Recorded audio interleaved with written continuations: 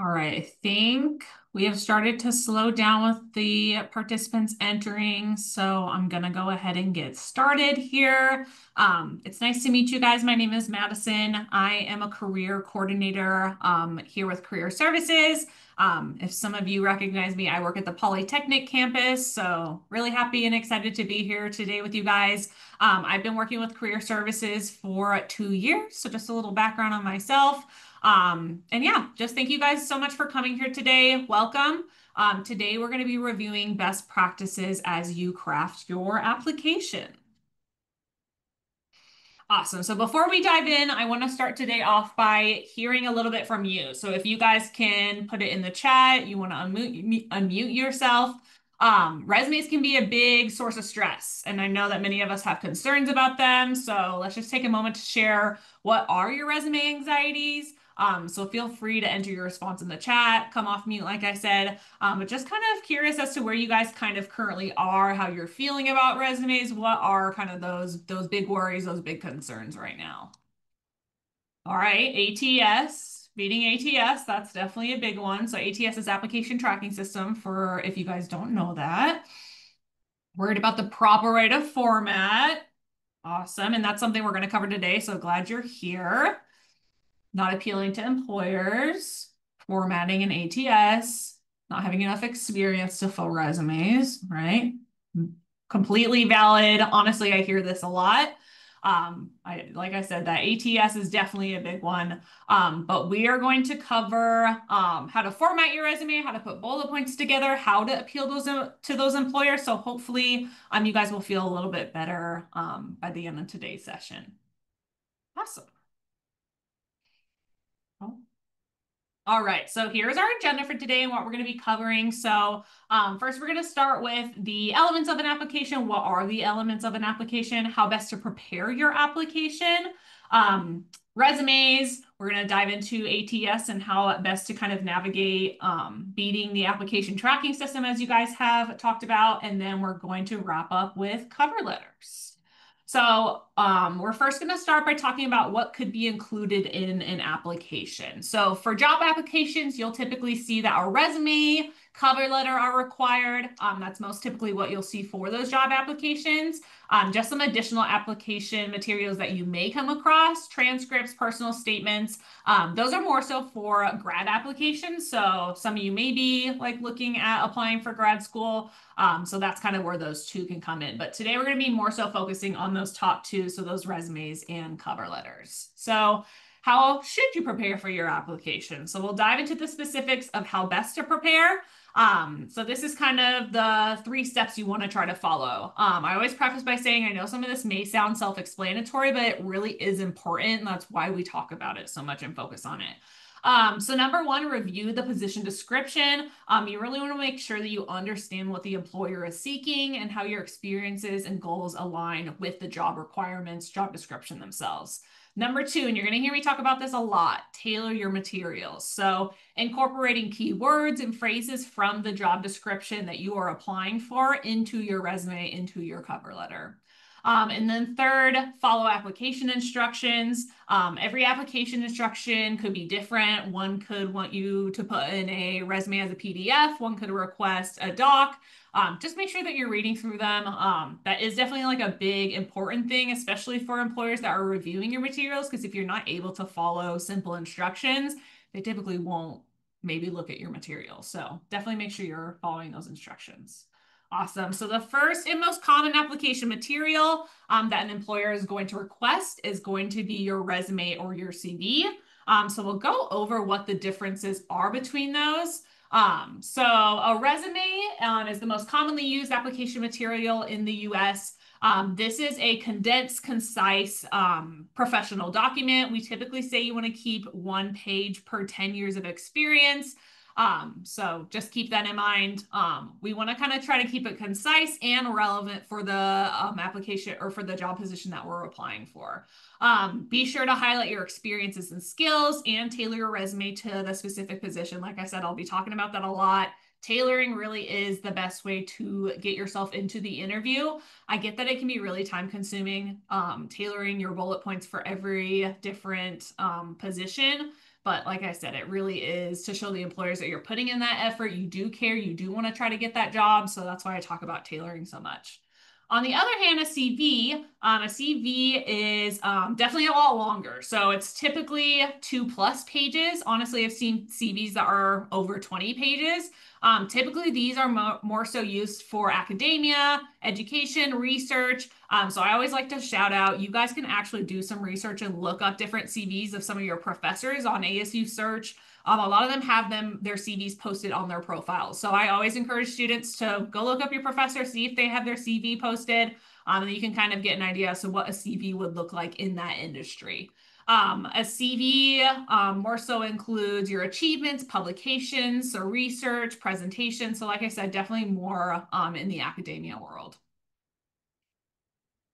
Awesome. Okay, so your resume and CV, as I said, are your first introduction and impression to the hiring committee. So you want to make sure that it is formatted and simple and easy to read.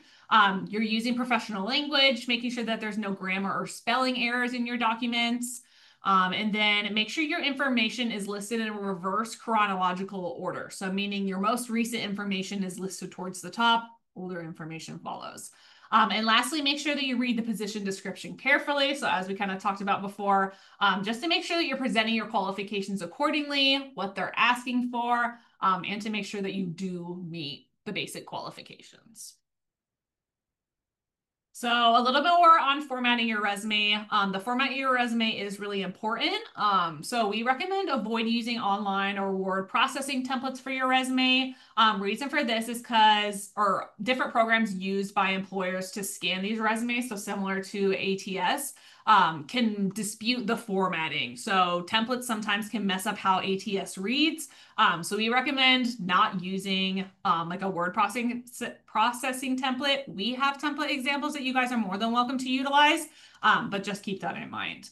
You want to make sure that your resume is black and white. We recommend not putting any color on your resume. I do always preface, if you are in the creative career world, if you're in graphic design, it may be different.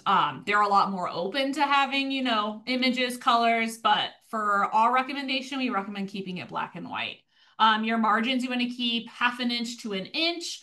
Trying your best to eliminate as much white space as possible because your resume really is important. You want to try to utilize as much space as you can. Make sure that your font is easy to read. So we recommend using a simple font, Arial Times New Roman. Those are some good examples. And then in regards to your name, you want to make sure your name is the largest part on your resume. So we say 14, 16, 18 point size font, and then the rest of your resume, 10, 11, 12. So just some formatting things to get out of the way. Awesome. So when creating your resume, it's best practice to always start with a blank Word document or a Google document, or you can use one of our templates for sure. As I stated earlier, avoid using a template because it's challenging to edit once you gain more experience and opportunities. So remember to update your resume regularly because you don't know when opportunities may arrive. So you want to make sure to include these 3 key sections. So contact information, your education, and your experience. And we're going to dive a lot more into how best to format this right now. So as I said, the first content to list on your resume is going to be that contact information. So you want to make sure to include your first and last name, your phone number that has an appropriate voicemail box, and an appropriate email address. Your ASU email address is a perfect one to use. Sorry. You can also include, or one thing that is a little bit outdated is including your full street address. I recommend kind of city and state. That's really all you need in regards to location on your resume. So just want to point that out as well. And then lastly, we recommend also including your LinkedIn URL. Another thing I like to shout out, you can edit your LinkedIn URL really easily in your own profile to make sure that it doesn't have like a lot of random numbers at the end of the URL. Like I edited mine and it's just my first and last name after the LinkedIn URL. Awesome. So moving on to the second section, which is going to be your education. So the way that you want to list this is that you want to make sure that you list your degree name first. So spell out your degree name. We recommend not using abbreviations like BS, BA. We recommend writing out Bachelor's of Science, Bachelor's of Arts. And as you guys can see in the example there, we recommend bolding that degree. After listing your degree, you're going to list your school name. So that's where you can list ASU, city and state. And then on the right-hand side is where you'll list your expected graduation date. We recommend putting all of your dates. So you'll see as I go through the other sections, all of your dates aligned on the right-hand side, really just for simplicity of reading, and it just makes it look nice. You can also choose to include your minor if you would like to. If you're a part of the honors college, you can also add that. Your GPA, if you would like to put your GPA on your resume, you can. Once again, this does depend on the industry, whether it is like a requirement. I can speak and say that I personally have never put my GPA on my resume. That's because I've worked in higher education. I've worked in fields that haven't needed my GPA. But I can say for engineering, a lot of the engineering internships positions do require a GPA. So it really goes back to making sure you're reading the job description and what they're asking for. They'll explicitly say if they need your GPA or not. So just make sure you're reading through the directions. And then lastly, if you're a part of the Dean's List, any other academic achievements, you can also list in your education section.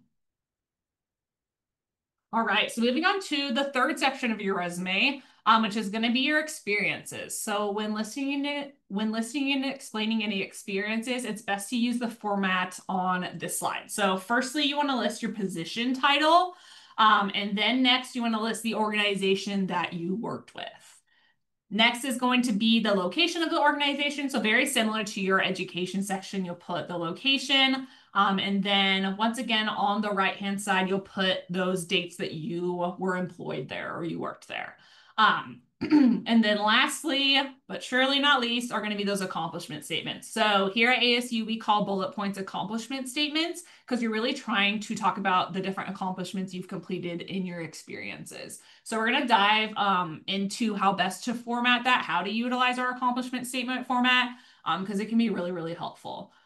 So just keep those in mind. For the bullet points, we recommend about 3 to 5 bullet points per work experience. So that's kind of the sweet spot. Awesome. So depending on your unique background, there are additional sections that you can highlight on your qualifications. So these are just some additional options if you're trying to fill some space on your resume. So relevant courses, just a recommendation for if you do want to put relevant courses, you can put that under your education section. We just recommend writing out the title of the class, not putting like the course number, like ABS 200, writing out the actual title because employers are not going to know what those different numbers mean in regards to what class it was.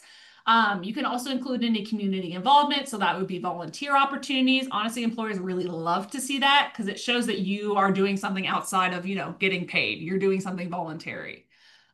If you're involved in any student organizations, any course projects, research, if you've completed a thesis, technical skills. This is once again really common with engineering students, listing out, your different programmings that Python, stuff like that.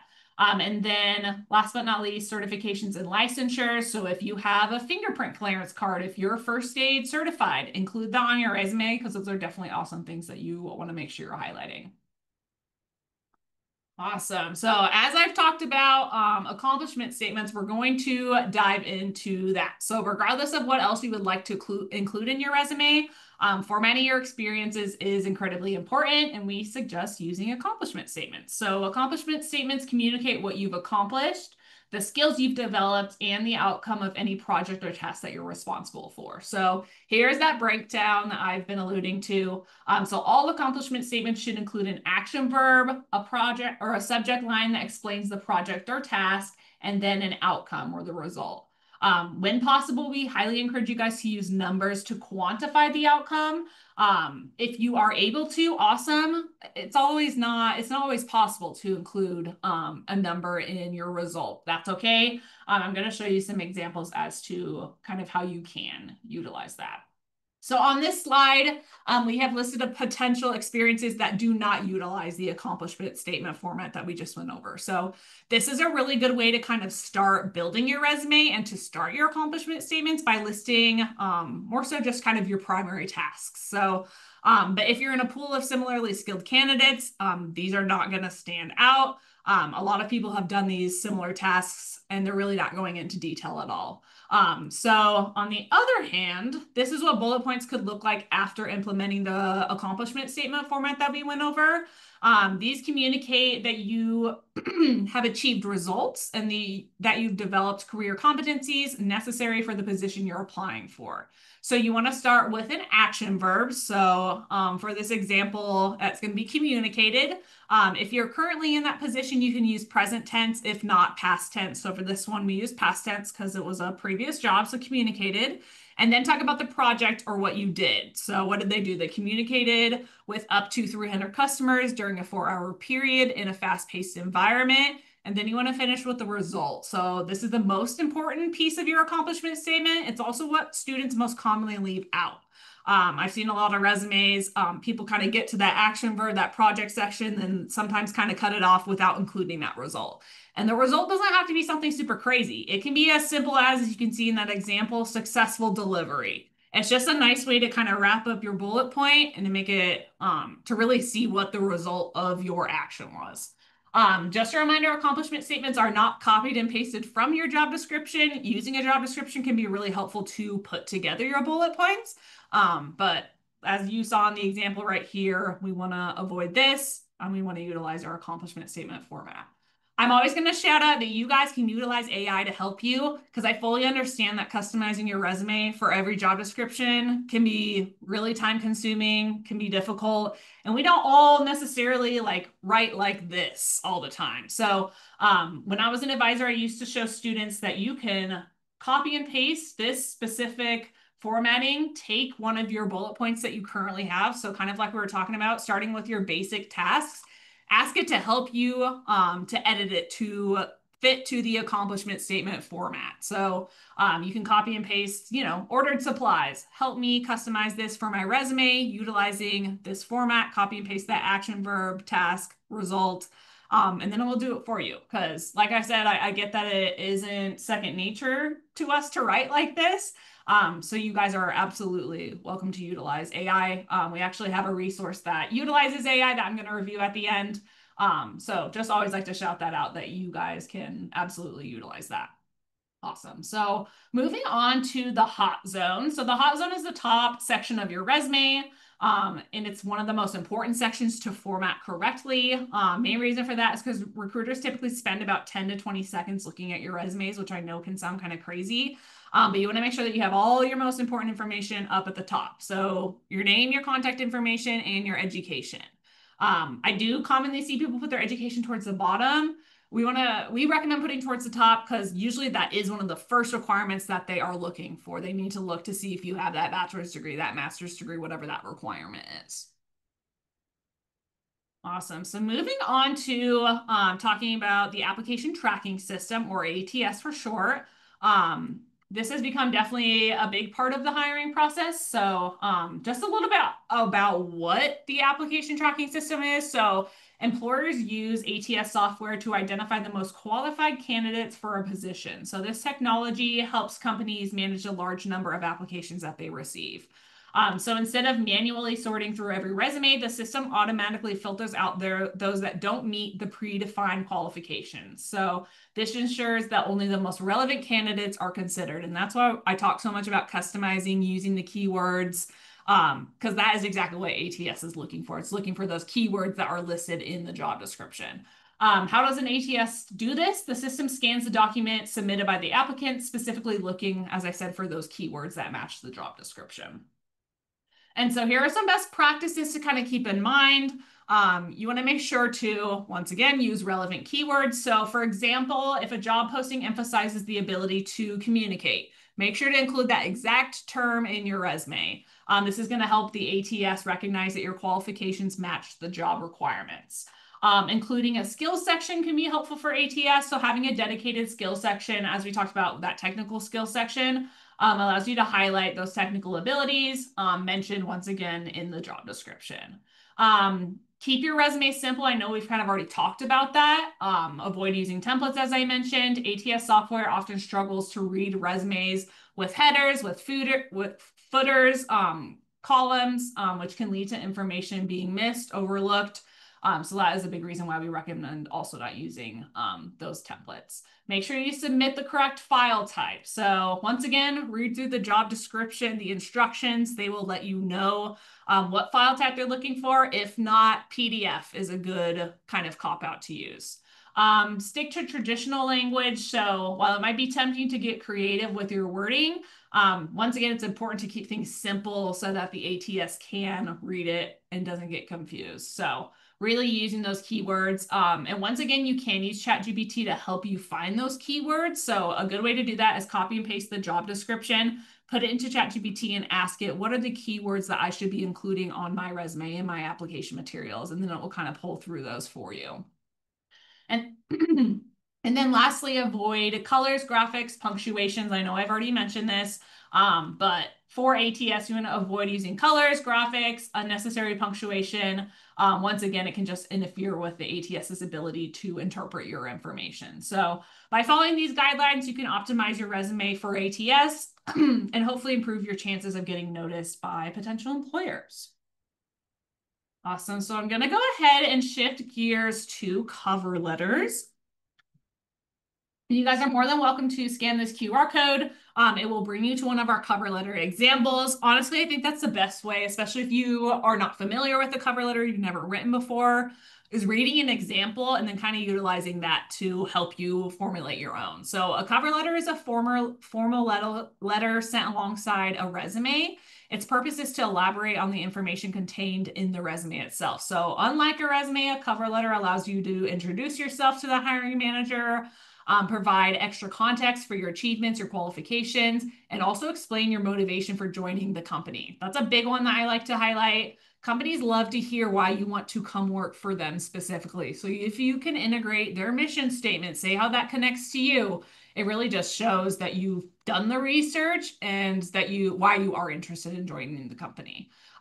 You should write your cover letter in business letter format. As you'll see in the example there, that's kind of a good format to follow.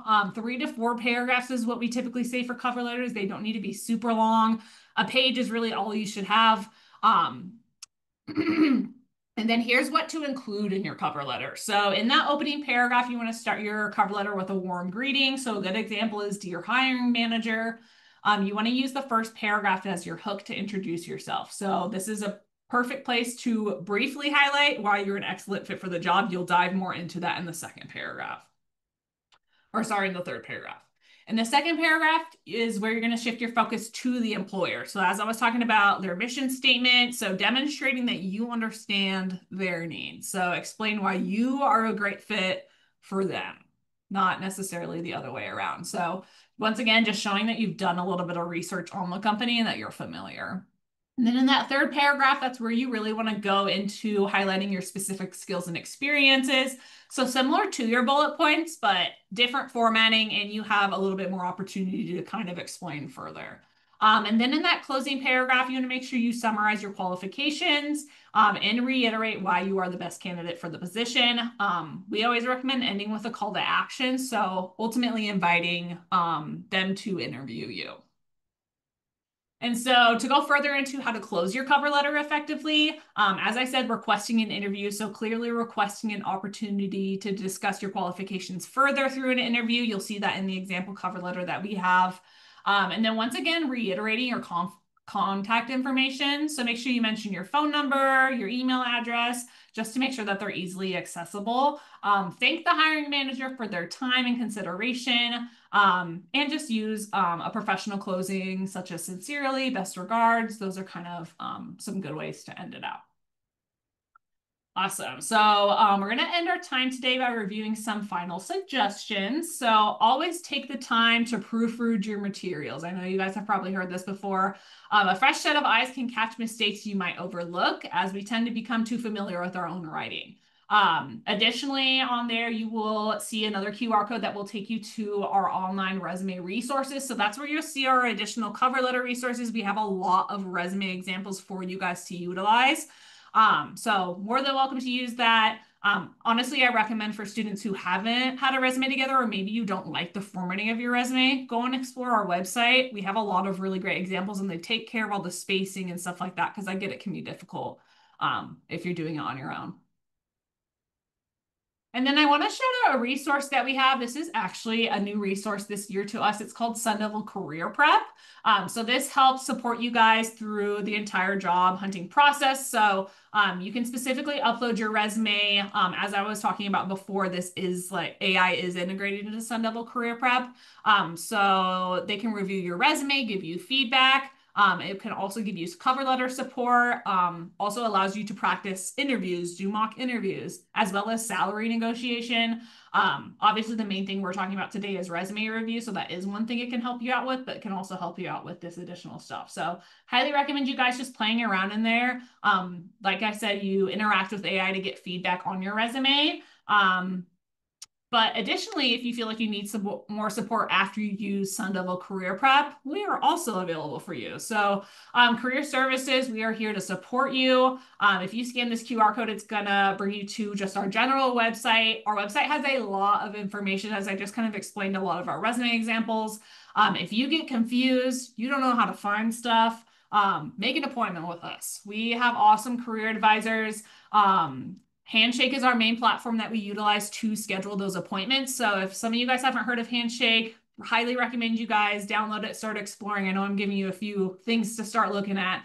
But Handshake really is our main platform we use. That's where you can find jobs, find internships, see the career fairs we're putting on, see the workshops we're putting on like this one, and additionally set up an appointment with an advisor. So there are the step-by-step directions on how to schedule an appointment. You'll just go over to the Career Center and then you'll select your appointment type and then you'll see all the available appointments. But as I said, highly recommend that you guys log into Handshake, explore. I know I did that very quickly. We are here to answer some questions that you guys have. I can pull any of the slides back up that maybe you guys need to look at further.